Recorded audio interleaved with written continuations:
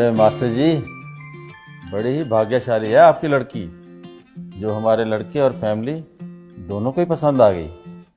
न जाने कितनी लड़कियां देखी हैं इसने, पर कोई लड़की पसंद ही नहीं आई आपसे पहले। बड़ी ही समझदार और संस्कारों वाली है हमारी बेटी। हमारा बेटा भी किसी मामले में कम नहीं है, लाखों में एक है हमारा लाल। जी, ये तो और भी अच्छी बात है। अजय, मैं तो कहता हूँ ज्यादा सोचने की जरूरत ही नहीं।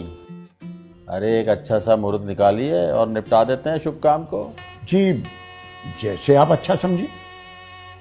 पर शर्मा जी, मेरे हिसाब से बच्चों की राय जान ली जाए तो ठीक रहेगा। अजय, कैसी बातें कर रहे हो मास्टर जी। आप बच्चों की राशि मिलवाइए और हो जाने दीजिए। नहीं अंकल जी, आप लोगों को एक बार हमारी बात सुन लेनी चाहिए। आपकी बात? कैसी बात?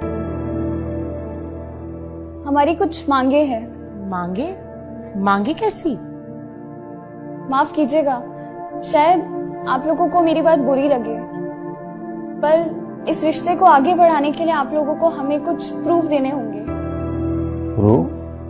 कैसे प्रूफ? हमें आपके बेटे के मेडिकल रिपोर्ट्स चाहिए और आपके बेटे के एजुकेशन और इनकम के प्रूफ चाहिए।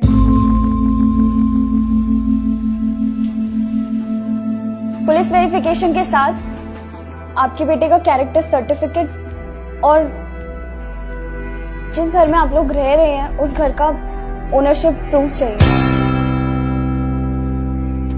ये सभी प्रूफ देने के बाद फिर चाहे राशि मिले ना मिले, हम इस रिश्ते के लिए तैयार हैं। मास्टर जी, ये सब क्या है?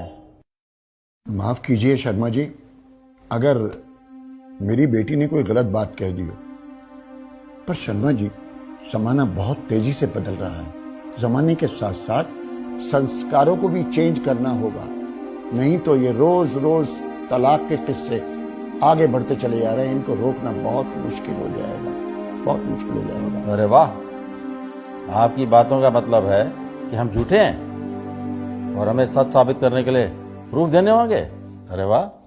सुनो जी, मास्टर जी को भी बात करने का मौका दो। कहिए मास्टर जी, क्या है आपके मन में? शर्मा जी, हम ये नहीं कह रहे कि आप झूठे हैं, पर अगर आप गलत नहीं हैं तो मुझे नहीं लगता कि प्रूफ देने में आपको कोई परेशानी होनी चाहिए। शर्मा जी, मेरी पत्नी के देहांत के बाद मेरी दोनों बेटियां कभी भी मुझसे एक पल के लिए दूर नहीं हुई। आज मेरी लाडली बेटी, मेरा जिगर का टुकड़ा, जिंदगी भर के लिए किसी दूसरे के साथ कैसे जा सकती है,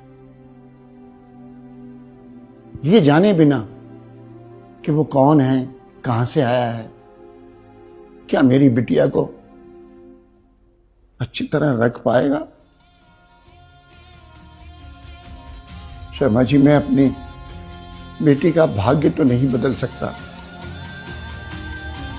लेकिन उसके अच्छे भाग्य के लिए प्रयास तो कर ही सकता हूं, प्रयास तो कर ही सकता हूं।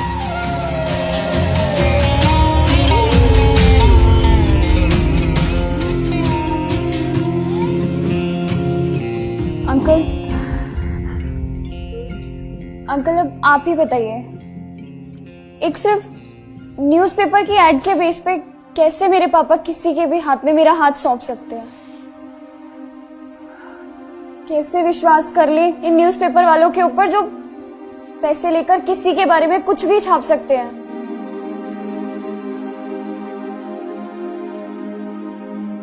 अंकल, मैं एक लड़की हूं और शायद आप लोगों को मेरा बोलना अजीब लग रहा होगा, पर अंकल आपको पता है आजकल सिर्फ 23% तलाक विचार ना मिलने की वजह से और 77% तलाक झूठ के बुनियाद पे रिश्ते बनने की वजह से हो रहे हैं। हम लोग भेड़ चाल की तरह बेटी बचाओ बेटी पढ़ाओ के चक्कर में बेटियों को बसाना भूलते जा रहे हैं।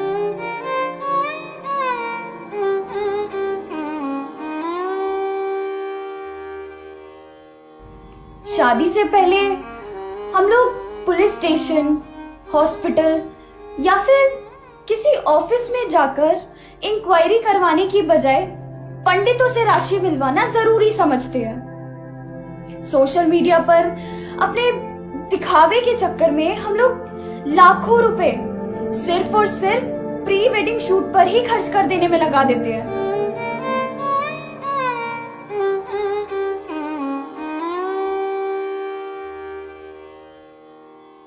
हमारे हिसाब से प्री वेडिंग शूट के बजाय अगर प्री वेडिंग इंक्वायरी पर ध्यान दिया जाए तो शायद ये तलाक के किस्से कुछ कम हो सकते हैं। और अंकल, हम ये नहीं कह रहे हैं कि लड़के या लड़के वाले ही गलत होते हैं। ताली दोनों हाथों से बजती है। इसलिए आपके प्रूफ लेने से पहले हम आपको वो सारे प्रूफ देना चाहते हैं जो हम लोगों ने आपसे मांगे हैं।